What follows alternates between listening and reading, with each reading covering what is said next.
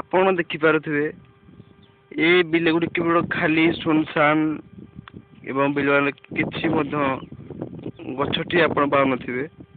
ଏଇଭଳିଆ ଜାଗାରେ ଆଜିକି ପ୍ରାୟ 4 ବର୍ଷ ପୂର୍ବେ ଏ ଜାଗାରେ କେତେ ପ୍ରକାର ଚାଷ ବାସ ହଉଥିଲା, ସବୁ ପ୍ରକାର ପାଣି ଥିଲା।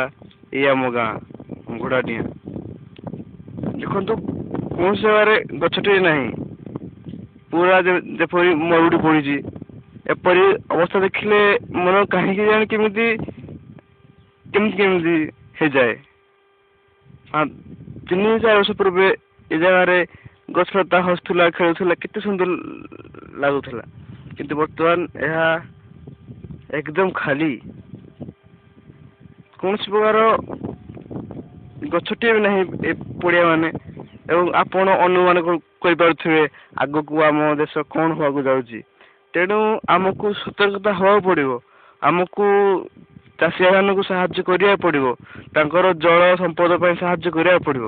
ଏଥିପାଇଁ ଆପଣମାନଙ୍କୁ ବିନୀତ ଅନୁରୋଧ, ଆପଣମାନେ ଏହା ପାଇଁ ପ୍ରତିବାଦ କରନ୍ତୁ। ସବୁଆଡ଼େ ଚାଷ ପାଇଁ କରିଦିଅନ୍ତୁ। ଆଜିକାଲିର ଯୁଗରେ କଳକାରଖାନା ସୃଷ୍ଟି ହେଉଥିବାରୁ ଲୋକମାନେ ଆଉ ଚାଷ କରିବାକୁ ଆସୁନାହାନ୍ତି। ତେଣୁ ଏହା ଏକ ବହୁତ ବିପଜ୍ଜନକ ଅବସ୍ଥା ଆଣିପାରିବ ଆମର ଆଗାମୀ ପିଢ଼ିମାନଙ୍କ ପାଇଁ। ତେଣୁ ଆମକୁ ସଜାଗ ହେବାକୁ ପଡ଼ିବ।